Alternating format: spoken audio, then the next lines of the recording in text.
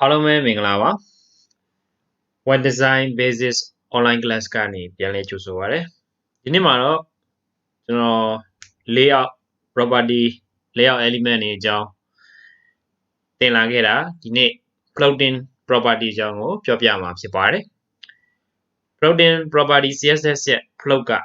အတွက်သုံးတာလဲဆိုတဲ့အခါကျတော့ကျွန်တော်တို့ image တွေကိုဘယ်လို position ချမလဲဆိုတာကိုသတ်မှတ်တဲ့နေရာမှာသုံးတာဖြစ်ပါတယ်ကျွန်တော်တို့ Microsoft Word မှာ test wrap ဆိုတာသင်ခဲ့တယ်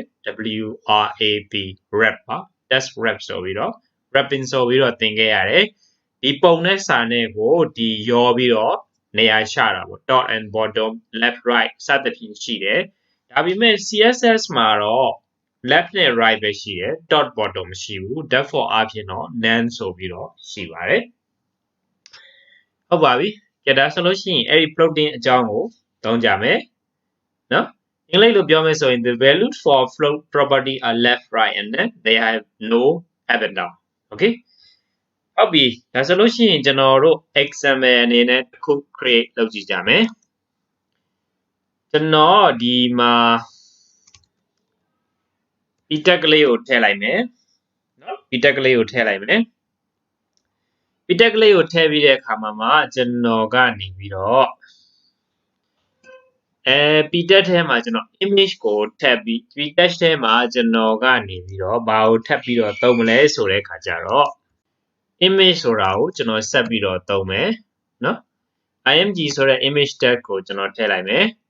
အဲ့ဒီမှာ image src ဆိုပြီးတော့ရှိမယ်ကဲ source ပေါ့နော်အဲ့ဒီမှာကျွန်တော်ပုံထည့်မယ်ပုံထည့်မယ်ဆိုတော့ကျွန်တော်တို့ပုံလေးတစ်ပုံရင်အရင်ဦးဆုံးရှိဖို့လိုတာပေါ့နော်ရှိဖို့လိုတယ်ဆိုတော့ကျွန်တော်ဒီမှာ download ဆွဲလိုက်မယ်CSS free image small size ပုံပါပြီ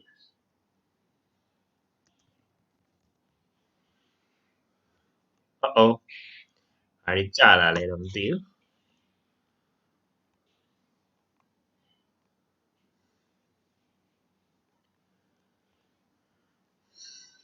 ဒီကောင်က1024တောင်ရှိရဆိုတော့မရဘူး site သေးသေးလေးလိုချင်တာဥပမာအဖြစ်ဒီကောင်လေးယူလိုက်မယ်ဆိုတော့ဒါတော့နည်းနည်းကြီးသေးတယ်800ထားလိုက်ပါတော့ဒီကောင်ပဲယူလိုက်တော့မယ်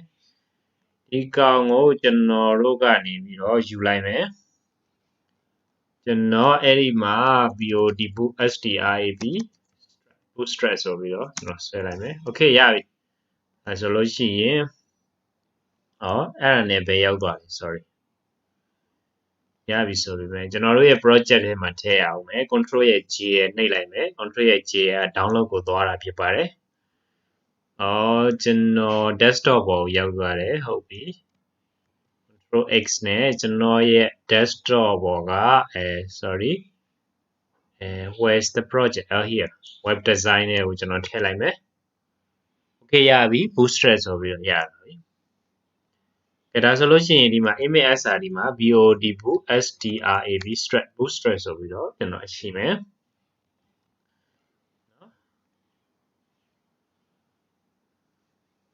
ဟုတ်ပြီလောလောဆယ်ဒီမှာပုံလေးရှိတယ်ဟုတ်ပြီ bootstrap ဆိုပြီးတော့ရှိမယ်နော် bootstrap ဆိုပြီးတော့ကျွန်တော်ထည့်လိုက်ပြီbootstrap မှာ .png ဟုတ်ပြီနော် png မျိုးစားဖြစ်တယ်ဟုတ်ပြီကျွန်တော်တို့ဒါဆိုလို့ရှိရင် paragraph ထဲမှာကျွန်တော်ဒါလေးကိုထည့်လိုက်မယ်ထည့်လိုက်မယ်ဆိုလို့ရှိရင်ကျွန်တော်တို့ရပြီနော်ဒီမှာတစ်ခါလေးပိတ်လိုက်တော့မယ်ဟုတ်ပြီအဲ့ဒီမှာကျွန်တော်ဒီတိုင်းပုံမှန်ထားလိုက်မယ်ပေါ့ဥပမာ this is a sorry this is ဒီမှာတော့မရေးဘူးဒီမှာထားလိုက်မယ်အဲ့မှာ Lauren IPSan လေးကိုသုံးလိုက်မယ် okay အမျိုးလေးလုပ်လိုက်ပြီးရင်ကျွန်တော်တို့ refresh လုပ်ကြည့်လိုက်မယ်ဒါဆိုလို့ရှိရင်ဒီမှာလေ something is wrong let me check ဒါဆိုလို့ရှိရင်ဒီမှာကျွန်တော်တို့ကနေပြီးလောလောဆယ်ဒါ default ဆိုလို့ရှိရင်တော့ကျွန်တော်တို့ကနေပြီးတော့ floating နဲ့ဖြစ်နေတာပေါ့နော် လုပ်တင်ရနန်းဖြစ်နေတယ်ဟုတ်ပြီကျွန်တော်ဒီစာလေးကိုဖြတ်လိုက်မယ်လိုရန်နဲ့မသုံးတော့ဘူးဒီမှာကျွန်တော်ကနေပြီးတော့လောလောဆယ်ပြမယ် this sorry b a r a g i p h paragraph has an favorite floating image with right align ပေါ့နော် right align sorry ကျွန်တော် right align ကိုထားမှာဖြစ်တဲ့အတွက် right align ဆိုတာကိုသတ်မှတ်လိုက်မယ်အဲ့ဒီမှာကျွန်တော်ကနေပြီးတော့ right မှာဒီ text တွေနဲ့ပတ်သက်လို့ကျွန်တော် HTML မှာကတော့သင်စရာတွေကတော့အများကြီးရှိသေးတယ်ကျွန်တော်မသင်ခဲ့ရသေးတာတွေရှိသေးတယ်ကျွန်တော်ဒီထဲမှာဗာထည့်မလဲဆိုတော့ strong ဆိုတာကိုထည့်မယ်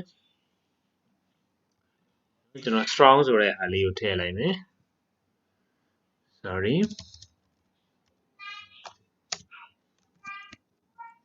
strong ဆိုတဲ့ tag လေးကိုထည့်လိုက်မယ်အဲ့ဒီ strong tag လေးထဲမှာကျွန်တော်ဘာကိုထည့်မလဲဆိုတော့ဒီစာလေးကို strong ဖြစ်ရှင်တဲ့အတွက် strong ဆိုတာဘိုးနဲ့အတူတူပါပဲ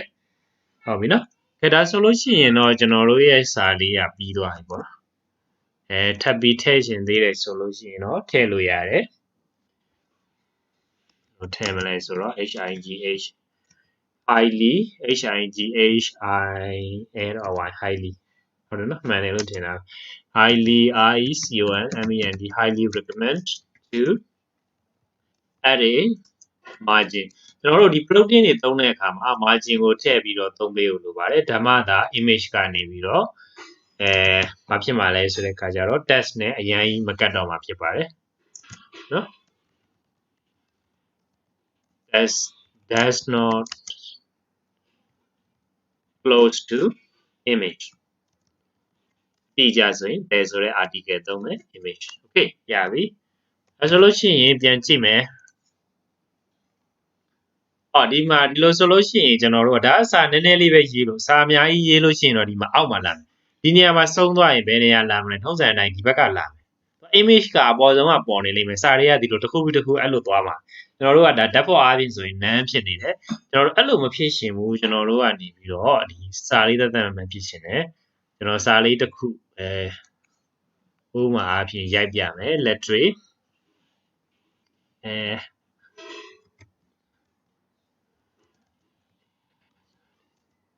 ဟုတ်ပါပြီဒါလေးပဲရိုက်လိုက်ပါတော့ဟုတ်ပြီဒီဟာလေးထည့်လိုက်မယ်ကျွန်တော်ထည့်ရိုက်နေကြโอเคဒါမျိုးလေးလွယ်ပါတယ်ပြီးရင်ကျွန်တော်တို့ကနေပြီဒါ default style ပေါ့နော်ဟုတ်ပြီဒါ default style စာကဒီမှာဆုံးသွားတယ်ဆိုဒီအောက်မှာဆက်ပြီးတော့လာနေလိမ့်မယ်โอเคဒီအောက်မှာဆက်ပြီးတော့လာနေလိမ့်မယ်အဲ့လိုမဖြစ်ရှင်ဘူးဖြစ်ရှင်တဲ့အတွက်ကျွန်တော်တို့ကဒီမှာ CSS ရဲ့ float ကိုသုံးပေးရတယ်ကဲအခုမှသင်တာစတာပါဆိုတော့ intro ဝင်နေတာ ਨੇ သင်ကုန်နေတာအခုမှစတယ် okay ဟုတ်ပြီလား float ဆိုတဲ့ property ကိုသုံးမယ် left နဲ့ right ပဲရှိတယ်ကျွန်တော်တို့ right ဆိုတဲ့ float ကိုသုံးလိုက်မယ်ပြီးရင်ရပြီ refresh လုပ်ကြည့်လိုက်ပါဒီဘက်မှာ right ကိုရောက်သွားမှာဖြစ်ပါတယ်စာလည်းသူနဲ့ကတ်လားဆိုတော့မကတ်တော့ဘူးရယ်ကဲကျွန်တော်တို့က left ကိုထားခြင်းနဲ့ဆိုလို့ရှိရင်လည်း left ကိုထားလို့ရပါတယ် left ဆိုတဲ့ float ကိုထားလိုက်ပါဒါဆိုလို့ရှိရင် refresh လုပ်လိုက်ပါကျွန်တော်တို့ရဲ့စာ left ကိုရောက်သွားပါလိမ့်မယ်ဒီမှာဆိုလို့ရှိရင်ကျွန်တော်တို့ margin မသတ်မှတ်ထားတဲ့အတွက်စာနဲ့ပုံနဲ့တအားကတ်နေတယ်ဒါမျိုး website project တွေမှာတွေ့ဘူးပါလိမ့်မယ်နော်ဟုတ်ပြီဒါဆိုလို့ရှိရင်ကျွန်တော်တို့ margin လေးထည့်လိုက်မယ် left တွေ right တွေလည်းပြီးသွားပြီနော်ကျွန်တော်တို့ margin တွေထည့်ပေးလို့လိုရတယ် width တွေသတ်မှတ်ပေးလို့လိုရတယ်နော်ဘာလို့ဆိုတော့ element တွေအများကြီးထည့်တဲ့အခါမှာအဲ့ဒီခါနေရာရှိတယ်ဆိုလို့ရှိရင်ဒီအောက်မှာသူကတစ်ခုပြီးတစ်ခုပေါ်ပြသွားလိမ့်မယ်လောလောဆယ်ကတော့ကျွန်တော်တို့ဒီကောင်လေးကိုမကတ်စီခြင်းတဲ့အတွက်ကျွန်တော်တို့ width တွေ height တွေသတ်ဟုတ်ပြီဒါဆိုလို့ရှိရင်ကျွန်တော်တို့ဒီမှာ width ကိုသတ်မှတ်မယ် width ကိုကြတော့ကျွန်တော်ဘယ်လောက်သတ်မှတ်လိုက်မလဲဆိုတဲ့အခါကျတော့ width ကို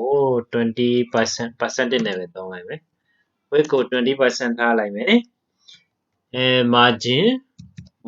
ကိုကြတော့ကျွန်တော်ကနေပြီးတော့